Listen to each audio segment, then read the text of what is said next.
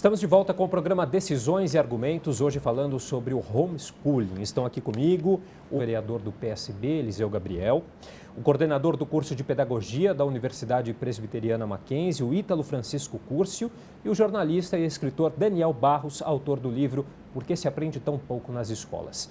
Eu acho que seria interessante a gente abordar uma outra questão agora. Com essa decisão do STF, o homeschooling se mantém proibido no Brasil. Há casos específicos em que ele seria interessante, na opinião de vocês? Por exemplo, crianças que moram no meio rural e não têm condição de chegar até a escola. Só um exemplo para citar. Vocês acham que há algumas situações em que ele seria oportuno? Eu acho que não pode haver exceção, porque você imagine se a educação escolar não fosse obrigatória. O Estado poderia começar a abrir mão da sua responsabilidade. O poder público poderia começar a abrir mão. Não deu, não tem, olha. Vamos incentivar o homeschool, vamos incentivar. Quer dizer, ele deixa de ter a responsabilidade de todo mundo civilizado tem educação pública gratuita de qualidade, busca essa qualidade. E todo mundo civilizado, a imensa maioria, tem a ver com obrigatoriedade da educação escolar.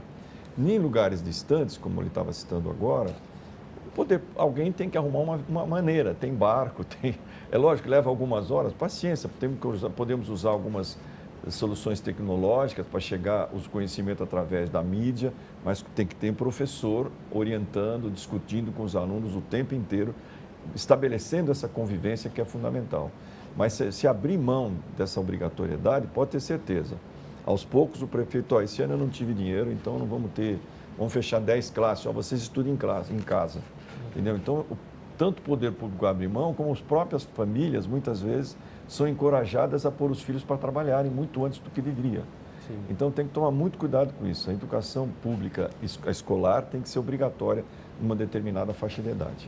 A sociedade tem que cobrar o poder público para poder oferecer... A melhoria, mais recursos para a educação. E para poder oferecer educação para todos, né? Então, você tem algumas soluções, inclusive no norte, que são estados muito grandes, onde, por meio de tecnologia, o poder público consegue levar a educação às tribos mais distantes. O estado do Amazonas ficou famoso por fazer isso, por intermediação tecnológica. Mas com um professor presente. Com um professor presente. Então, você tem lá um espaço pequeno, 3 alunos, e o professor presente e um outro professor dando aula sobre um tema específico. Funciona muito para escolas de ensino médio, porque escolas de ensino médio, geralmente, o aluno o transporte é mais longo, né? Você tem menos escolas de ensino médio, tem algumas cidades que só tem uma escola de ensino médio, e aí você requer um conhecimento mais específico de física, de química, de biologia, mas você tem um professor lá intermediando. E às vezes dá, inclusive, para fazer com a aula ao vivo, de uma forma que o professor consegue, inclusive, responder às dúvidas do aluno lá ao vivo, quase como se ele estivesse lá presente, ele só não está fisicamente.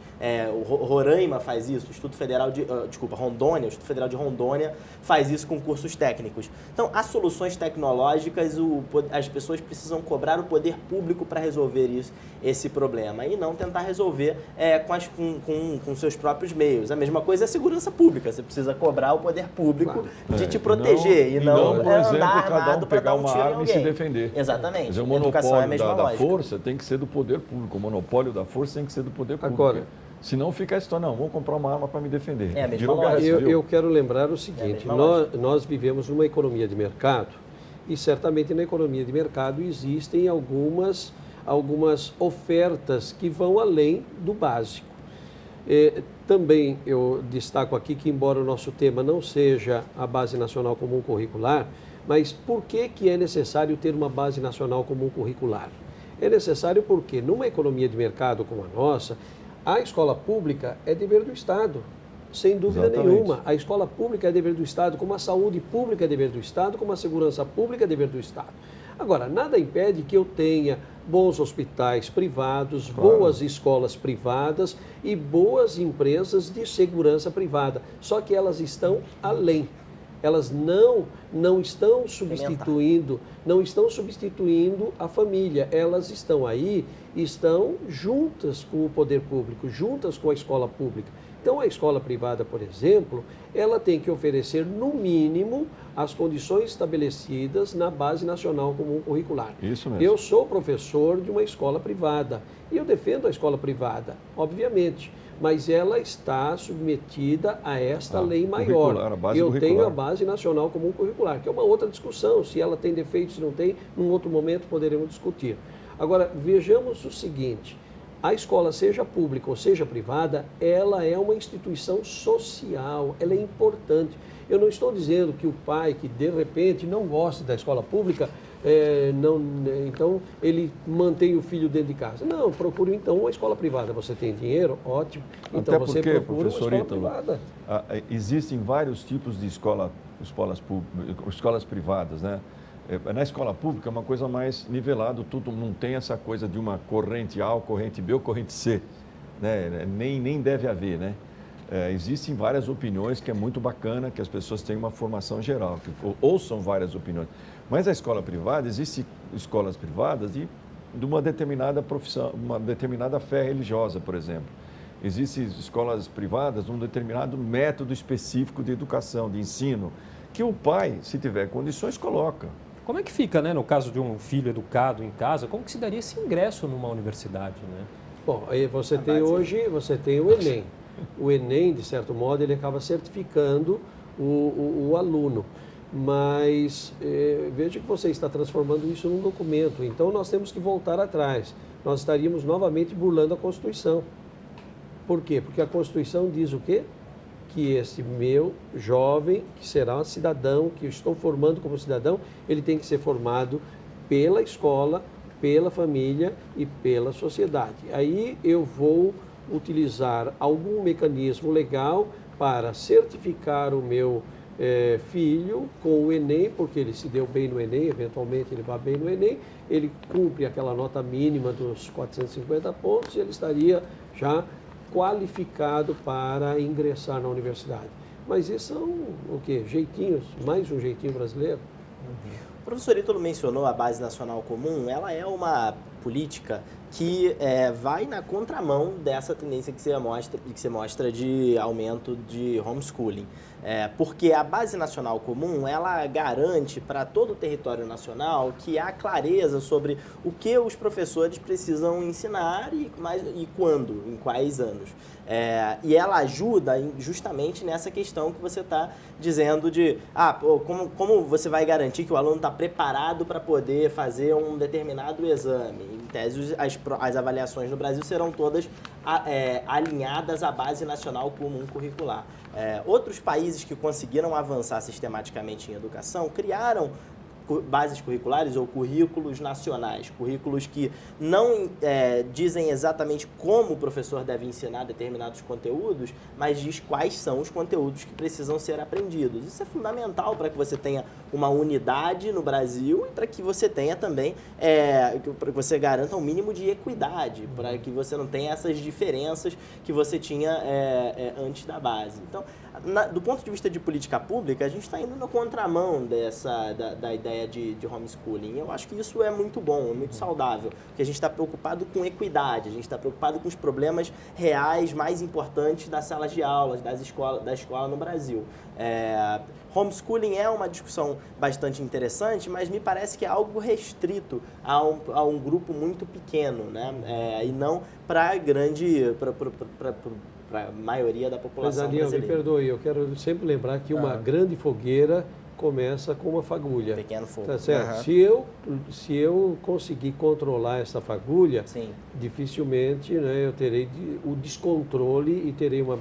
Agora, se eu descuidar dessa fagulha, ela poderá chegar a um incêndio.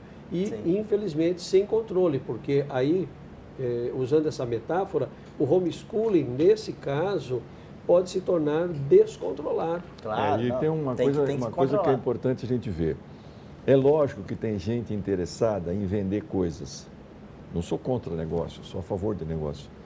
Mas é bem provável dizer, a escola não presta para nada, eu vou vender uma maquininha aqui que te ensina. Vou vender o vídeo, vou te dar educação à distância, você contrata aqui minha empresa, que eu te mando pelo vídeo as aulas todas. Quer dizer, existe todo um interesse, né, de sistemas de ensino, uma série que são importantes em alguns aspectos, mas um negócio da educação. E quanto mais, aparentemente, o homeschooling se desenvolver, vira é mais gente querendo comprar sistemas de ensino. A gente precisa tomar muito cuidado com essa história, né? É fundamental a escola, é fundamental o professor, é fundamental o espaço de convivência das pessoas. Em muitos casos, os pais se valem de brechas na lei para conseguir esse direito ao homeschooling, né? O que a gente vê o que acontece, né? Eu não acho, por exemplo, que se um pai quiser comprar uma série de equipamentos para ajudar o filho, perfeito. Se o pai quer comprar um vídeo sobre física, sobre campo eletromagnético, para mostrar, maravilha. Se quiser contratar um professor particular para reforçar na escola, de complemento, maravilha. Claro. É bom que faça, mas não você substituir o espaço da escola e do professor.